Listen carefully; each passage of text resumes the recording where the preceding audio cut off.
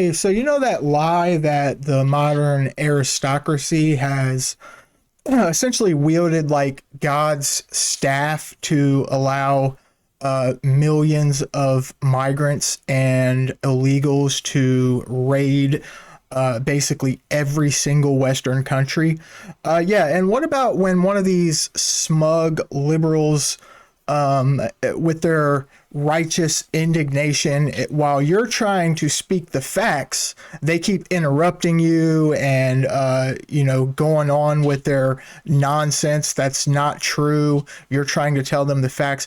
Well, in this video, we get to find out what Douglas Murray does when that happens, and he's a much better man than me. He handled this absolutely brilliantly. Let's check it out. Whether that's through so-called regular routes or the irregular routes that Charles is seems to be so angry about. You'll find, first of all, it's Douglas. Sorry, and Douglas.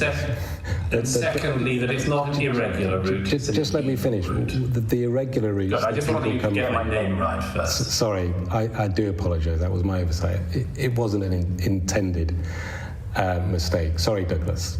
Those irregular routes that people come here to, whether that's from Afghanistan or other countries, what we find is when they arrive here, they are hugely grateful for the support that this country is offering them, and they want to make a contribution. They want to do right by this country, and they simply want to rebuild their lives. I don't want to have an argument about what is true and untrue. I want to have an argument about the reality based on our work. And I'm sat here from Leeds today. We're welcoming a family that's coming in from Lebanon, from a refugee camp today. They will arrive, they will be taken to a home in York, supported by the council, and I'm certain that family will go on to make an active contribution. Sure. Well, Enver, you said you didn't want to talk about facts or what was true and what wasn't true. You said you wanted to talk about your work, but let me introduce a fact to it, which is that what you've just said, again, is incorrect. A study from University College London 10 years ago showed that over the previous 2 decades, the amount of money that migrants took out of the state in benefits was hundreds of millions of pounds less than what they paid in taxation. Sorry, hundreds of £1 million more than what they paid in taxation. It takes years for a migrant into the UK to pay back in taxation what they take out in benefits. It's very basic economics, this. The University College London study proved this. It doesn't even require a study from a university. It simply requires any observation of the facts, that the moment that you come into the UK and start using UK facilities and UK services, you are taking money out of the UK taxpayer's pot. And you may pay some of that back in. You may, in rare cases, pay all of it in. But the idea that migrants, particularly illegal migrants, arrive in the UK and become a net benefit to the UK is a fallacy. The benefits of migration of this kind financially accrue solely to the migrant and the family of the migrant. They do not come to the UK. About those that get refugee status, and that is what is the financial net benefit? That is a specific group of individuals who are given status. They're given indefinite leave to remain for 5 years, and then they go on to be given status but here. What is the net economic benefit to Britain? I can understand why it's in their interest, but why is it in Britain's interest? Right. Why is it in Britain's interest to allow those that are fleeing war and oppression to come here, I said financially, to rebuild their lives? We could discuss the ethical issue all day, and I think we might disagree on it because I don't think we can give But I asked you what the evidence is of the economic benefits of migrants who enter the UK illegally contributing to the UK economy. There is none. I'm not talking about migrants who enter the UK illegally. You're talking at cross purposes to me, Douglas. I'm talking about individuals who come here, who make a claim for refugee protection and get refugee status. Okay. And are here, so what is the economic benefit to the UK there? And are here as individuals with legal, legitimate rights to be here. And in that group, what is the net economic benefit to the UK? They make a huge benefit to the UK. What is it? Through a whole range. What figures? I don't have the data to hand. The data that you were referring to. Did you guys catch the lie?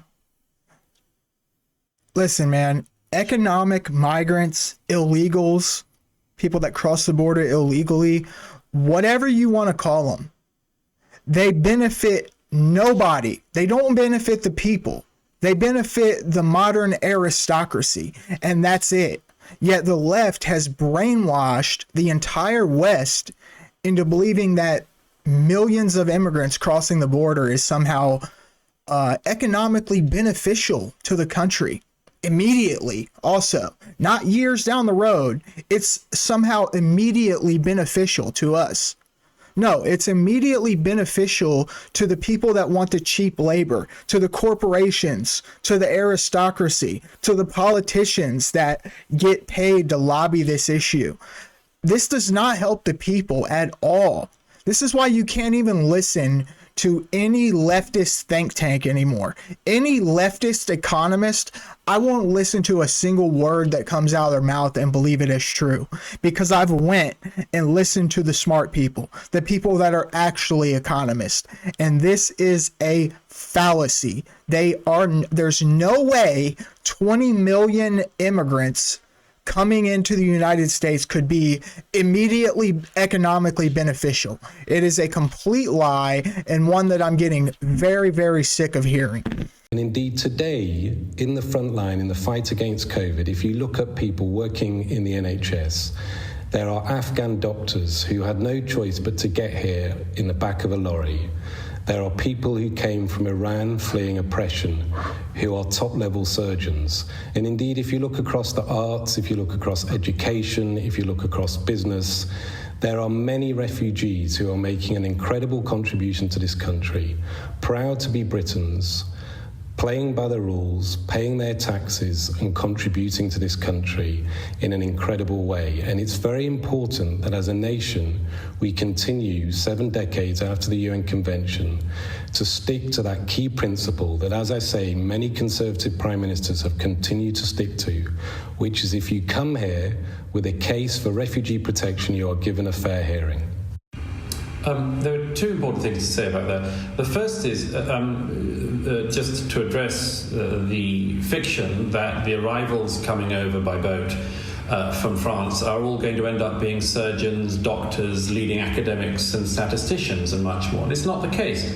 It's the fantasy of the pro-open borders lobby that everyone... Charles, can I just say, sorry to interrupt, but I'm not advocating pro-borders. What I'm simply advocating... If you let me finish, please, Charles, come on, you've had a lot to say.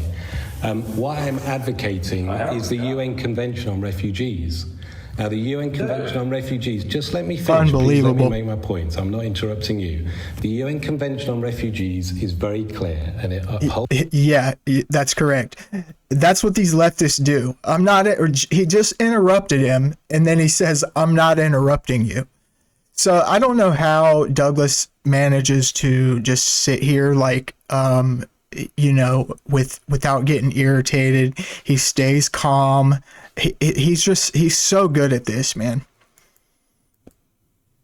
Holds the principle that if you are fleeing oppression, war, terror, and you come to this country, you can make a claim for protection. By no means am I advocating open borders, because if people don't have a legitimate claim for protection or a need for protection, absolutely they should be sent back to the country from which they have come from, and they should be supported to do that.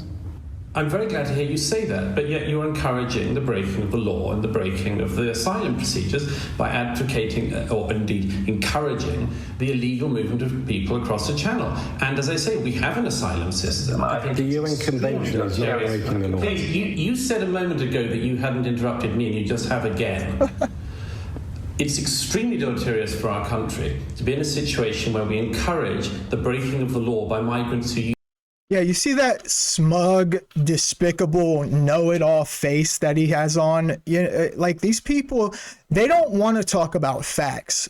These radical leftists, they care not about the facts. They care about the humanitarian issue. Like, he's just... there has so, small of a brain left in his head. He doesn't realize that what he's advocating for people will exploit that. Then every single migrant that comes across the border is going to be saying, yeah, we're fleeing oppression, we're fleeing a war-torn country. You don't know where they really came from. They're undocumented. Like, they could just lie and say that they came from, somewhere besides where they really came from. As he said, they cross through many other countries first before they get to Britain, who are safe and not war-torn countries or not, oppressive regimes. So it's just, these people are mindless, man. They have not the ability to assess the facts of the situation. It's the same thing we're dealing with here in the United States. We got these deranged leftists who just let 12 to 30 million illegals across the border, and now they want to make them all legal. They're allowing people, Haitians, 10,000 Haitian migrants into a city of 60,000. These people worship, their religion is voodoo. They want to go. They don't want to stay here. They don't want to assimilate. That's not their goal. They'll flat out tell you, no, if my country ever stops, if people stop killing each other in Haiti, I want to go back to Haiti. The very few that can speak English, the others can't speak English at all. They come from countries where they're illiterate in their language, let alone in our language. Like, it's absolute insanity, man. And if we don't start listening to people like Douglas Murray that actually care about the facts, this country is doomed. The West is doomed if we don't start listening to the smart people and stop listening to these deranged radical leftists who care about nothing but their utopia. Anyway, this is Unmainstream. Please subscribe or something. It would really help out. Thanks. You then pretend afterwards are going to never break the law again and are all going to become doctors and surgeons. But people you talked about who come from, for instance, Afghanistan have, as I say, walked across multiple safe countries. They are looking at Europe as a buffet that they choose from, not as a haven to try to reach. And it is exceptionally important that we as a country understand this in the modern context. You keep talking about context. Let's address the context. The context we are in now is very different from that 7 decades ago. We have not just the ability to see how the rest of the world is living through our smartphones and much more, and people across Africa have these devices, but we can go and move around much more easily than at any time previously. In the current era, there are people from across the Middle East, the Far East, North Africa, Sub-Saharan Africa, all wishing to move to Europe, and Britain is one of the countries they would like to come to. 1/3 of people in Sub-Saharan Africa polled by Gallup last year said they would like to move. They do not want to move to the Middle East, they want to move to Europe, they want to move northwards. Now, my suggestion is that in that context, Britain has to be realistic about what our capabilities are of providing a haven for the world's poor, dispossessed, and much more. I think we are a small country. We should have small ambitions about this. We cannot be the haven for anyone in the world who wishes to have a better life to come in and try to make that better life here. It's impossible. But as I say, we've been running on the polite fiction of recent decades, and I'd like us not to keep up that fiction. Response in terms of the government's response. What do you think they should be considering? A whole range of proposals. The first is they could follow the example the Greeks have set in the last couple of years and simply turn around the boats in the Channel. That'd be much preferable to the British Coast Guard effectively acting as a wing of the smuggling operation by picking people up a few miles into the Channel and then ferrying them to the UK. They could try to follow the Australian precedent and offshore people wishing to come, make sure that their applications are processed elsewhere than on British soil, because as everyone knows, in actual fact, once you're in, it's extremely hard for the British government to repatriate. There's all sorts of reasons why they don't do it and why it ends up not happening and being kicked down the road. And another option is to follow our colleagues and friends in Denmark, who have managed to introduce numerous restrictions in recent years to ensure that migration into Denmark has gone down by something like 9 times in the last few years. Australia, Greece, Denmark, these are all also very distinguished liberal democracies. They all have a fine liberal tradition, and they've also realized that they can hold on to the principle of legality and of borders, and that they can do so without anyone but a very relatively small fringe of people claiming that they are some kind of beyond the pale country. You see, the left, they don't want to talk about the economic and political realities of a situation. They don't want to talk about assimilation. They don't want to talk about the economic factors of allowing, 20 million illegals to just cross the border randomly. All you have to do is follow the law. It is a crime to sneak into the country. And if these people knew that they were even 70% likely to get picked up and thrown in jail for a couple months, then sent back to their country, they wouldn't come. But no, the modern left has basically gave the entire world an invitation to come here under the lie, the lying pretenses that we need it. We need immigration here. Our economy would break without it. That's the type of lies they tell you. Obviously, it's all false.